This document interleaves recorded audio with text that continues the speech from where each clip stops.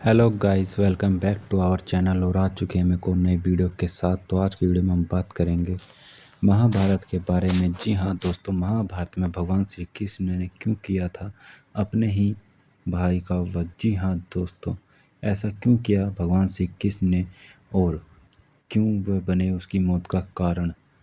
तो चलिए गाइस, शुरू करते हैं आज की अपनी इस वीडियो को और बताते हैं हम आपको शिशुपाल के बारे में, जिसकी 4 हाथ और 3 आंखें थी। तो ऐसा क्या था, शिशुपाल का वध किसने किया। एक बार की बात है कि जरासंध का वध करने के बाद श्री कृष्ण, अर्जुन और भीम इंद्रप्रस्थ लौट आए।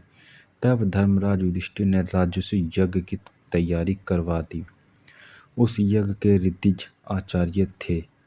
यज्ञ में युधिष्ठिर ने भगवान वेद व्यास, भारद्वाज, सनुत, गौतम, असित, वशिष्ठ, चैवन, कंडवन, मैत्रेय, कौशिक, जित्र, विश्वामित्र, वामदेव, सुमित, जैमिनी, कृत, पेल, पराशर, गर्ग, वैशंपायन, अर्थव, कश्यप, सौम्य, धौम्य, परशुराम, शुक्राचार्य, असुर, विदहोन, मधुधंदा, वीरसेन, अकृतप्रण आदि सभी को आमंत्रित किया गया। इसके अलावा सभी देशों के राजा अधिराज को भी बुलाया गया। यह पूजा के बाद यज्ञ की शुरुआत के लिए समस्त सदस्यों में से इस विषय पर चर्चा होने लगी कि सबसे पहले किस देवता की पूजा की जाए। तब सहदेव जी उठकर बोले कि श्री कृष्ण ही सभी के देव हैं, जिन्हें ब्रह्मा और शंकर जी भी पूजते हैं, उन्हीं का सबसे पहला पूज जाए।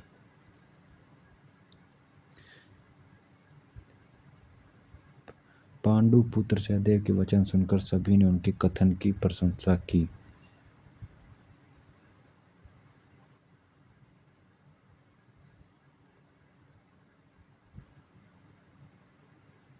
यह पूजा यज्ञ के बाद शुरुआत के लिए समस्त सदस्यों में से विषय पर चर्चा होने लगी कि सबसे पहले किस देवता से पूजा की जाए। तब सहदेव जी उठकर बोले कि श्री कृष्ण सभी के देव हैं, उन्हें ब्रह्मा और शंकर भी पूजते हैं, उन्हीं को सबसे पहले पूजा जाए।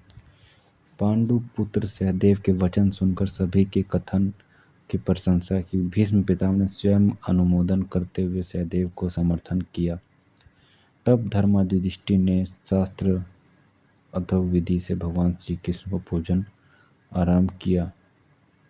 इस कृष्ण से छेदी शिशुराज अपने आसन से खड़ा उठा और बोला, हे सभासदों, मुझे ऐसा प्रतीत हो रहा है कि कालवश सभी की मति मारी गई है। क्या इस बालक सहदेव से अधिक बुद्धिमान व्यक्ति इस सभा में नहीं है, जो इस बालक की हाँ में हाँ मिलाकर अयोग्य व्यक्ति की पूजा जो स्वीकार कर ली गई है।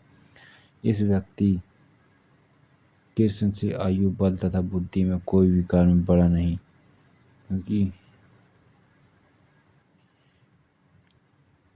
क्योंकि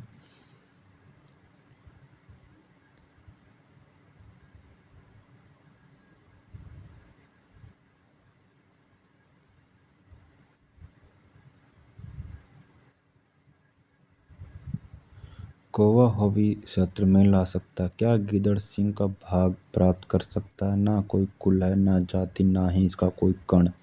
राजा यतीत के श्राप के कारण राजवंशियों ने इसे यदुवंश को वैसे ही बहिष्कृत कर रखा। यह जरासंध के डर से मथुरा त्याग कर समुद्र में जा छिपा था।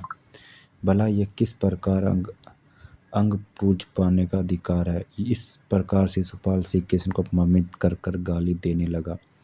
यह सुनकर शिशुपाल को मार डालने के लिए पांडव, मत्स्य, केकई और सृत्यवर्ष ने अर्पित क्रोधित होकर हाथों में हथियार ले उठ खड़े हुए, किंतु श्री कृष्ण ने सभी को रोक दिया। वहां वाद विवाद होने लगा, परंतु शिशुपाल को इसे कोई घबराहट नहीं हुई।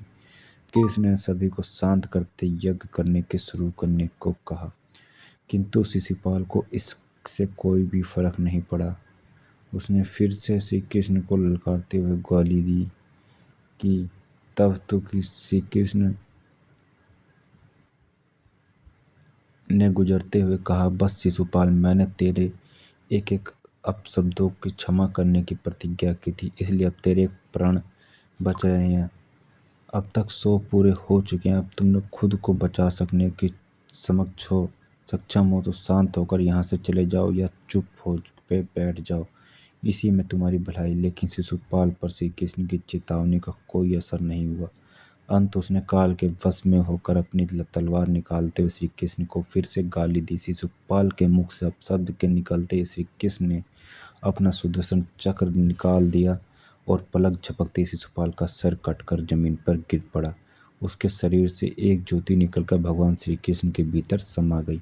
तो ये थी गाइस आज की हमारी वीडियो, जिसमें हमने जाना कि 4 हाथ और 3 आंख वाले शिशुपाल का वध क्यों करना पड़ा भगवान श्री कृष्ण को। तो उम्मीद करता हूँ गाइस ये वीडियो आपको अच्छी लगी। वीडियो अच्छी लगी तो वीडियो को लाइक करना, चैनल पर नया तो चैनल को सब्सक्राइब कर लेना।